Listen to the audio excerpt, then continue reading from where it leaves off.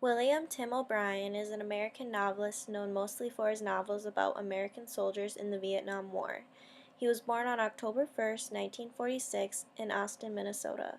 He spent most of his childhood in Worthington, Minnesota. Tim graduated from Manchester in 1968. O'Brien served as an infantryman with the U.S. Army from 1969 to 1970. After serving time in the war, he pursued graduate studies in government from Harvard University. Tim worked for the Washington Post as a national affairs reporter from 1973 to 1974. The symbolism seen in Tim O'Brien's The Things They Carried will be analyzed in terms of the personal objects the soldiers carried and the emotional weight as being a soldier in Vietnam.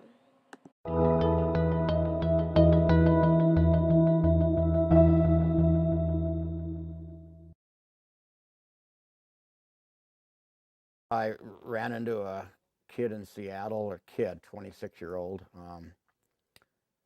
at a book signing, and I saw him out of the corner of my eye, standing in the corner, and was kind of frightened by him. Not in physically, but I mean, oh God, I hope it's not a manuscript he's got to give me, and that, which is hell, of course. And finally the reading ended, and he hung around, and I could feel him out of the corner of my eye approach me, and he had me sign his book, and I did. He began to leave, and then he turned around and he said, "I think you knew my father."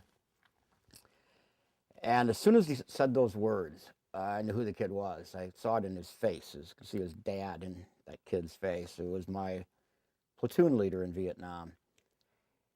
Uh, and he told me over the course of the next, I don't know, 20 minutes or half hour that the kid had been searching for his father ever since. His father had committed suicide soon after Vietnam, and had looked for his dad in very brave, cool ways. He had joined the army just to see what his father had gone through. He'd become a Green Beret to see what his dad had been, and a ranger, all this tough snake eating, stuff.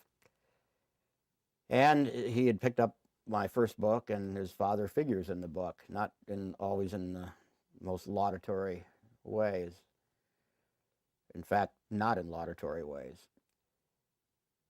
Well, that encounter, I mean, makes me want to cry. If I weren't on camera, I'd be a little tears in my eyes now, because it's an example of why I began writing in the first place. I wanted to touch people in a way that stories can touch them. And I had helped in a very modest way for this fellow to fill in a gap of who this man had been who had committed suicide before they even knew his father. His father killed himself when he was I think he was like 6 months old or 8 months, very young. Um, Encounters like that remind me of why I began. It's easy to forget why you become a writer. And letters I'll get from the girlfriends of people in Iraq or Afghanistan, or the children, which all say the same thing. Basically, I don't know my dad, and he won't talk about it, or my mom in some cases, but largely men. And I read your book, and now I know at least something of what he's carrying around with him, and what he won't talk about, and sometimes the book will be shared with the veteran, and conversation will ensue, and that is way beyond anything I intended in the writing of the book. I didn't intend to bring people together or start them talking, but it shows you the power of literature. It really touches individual people, real lives, and the real world, and contributes to their lives. It does something to their lives. Uh, that that's what I dreamed of when I began writing. I dreamed of touching some 15-year-old kid in Dubuque, or some grieving mother in Harlem. Literature makes you feel, if it's any good, it can make you feel a little less alone in the world. And someone else has gone through this, and it gives you some late night company, um, with your memories and your sorrow. Literature does touch people. It's not just to be read in English classes.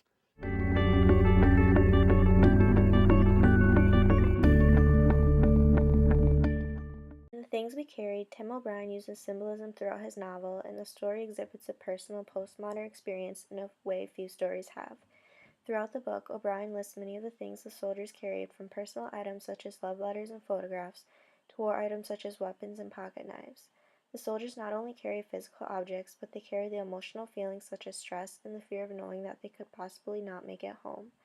O'Brien introduces us to these things the soldiers carried by showing the mental states on how soldiers tried to survive, and also for readers to feel the physical weight given by pounds and ounces.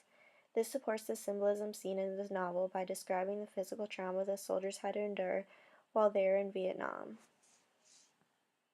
The theme of symbolism is already depicted in the story's title, The Things We Carried.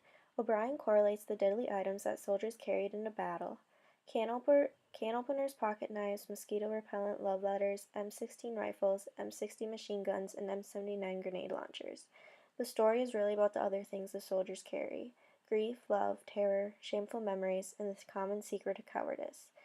The symbolism of these personal objects show not only how the soldiers cope every day, but also reflects their personalities and how these objects help them cope with the stressful environment.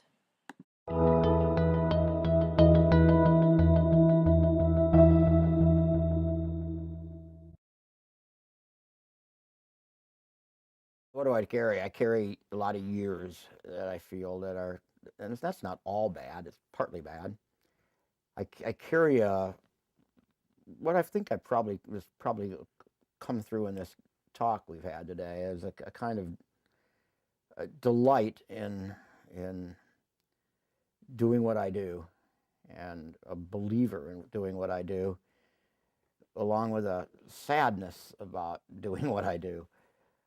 Um, because 2 decades later, I'm fielding many of the questions about war that I fielded all those years ago, and think, oh my God, that's sort of back where we were, and then some. That's feels like a tangible burden.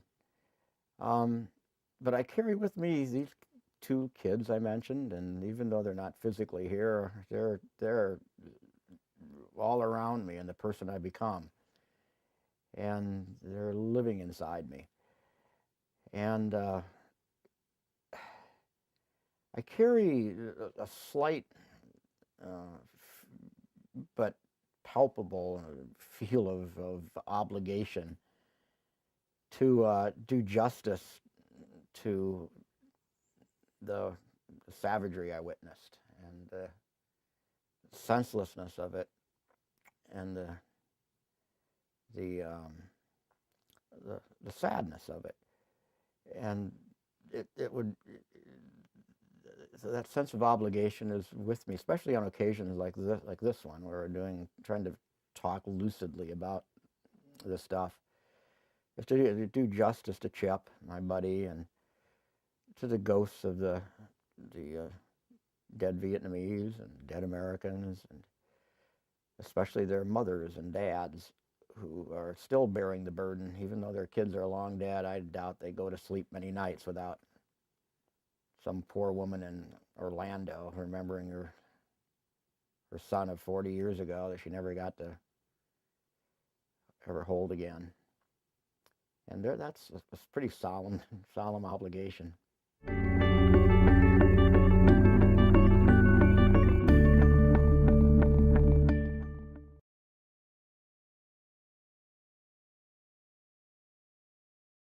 The writing process for paper 4, the analysis, was pretty much based off of paper 3, the research.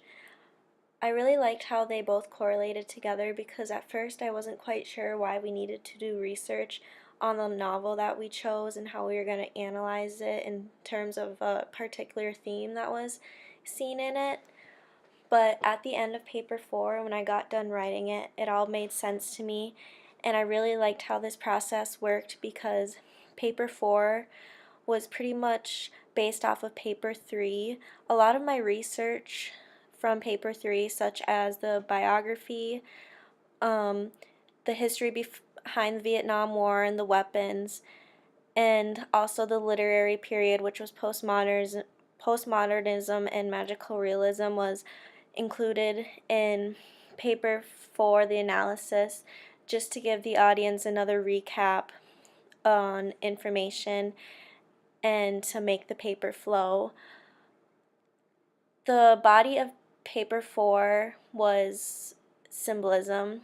I analyzed Tim O'Brien's, the things they carried in terms of symbolism, and I analyzed certain lines that from the book that I thought was using symbolism.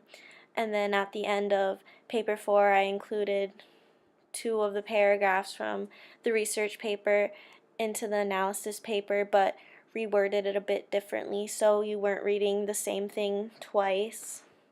I really liked how this process worked, and I really wish that it was included in my last English course because it really made sense, and the both of the papers really correlated with each other and made them flow very nicely, and I did not have a hard time with the process. At times it was difficult finding lines in terms of symbolism, but once you read some of the lines in the book a few times over, ideas came flowing in my head, and it worked out really great in the end.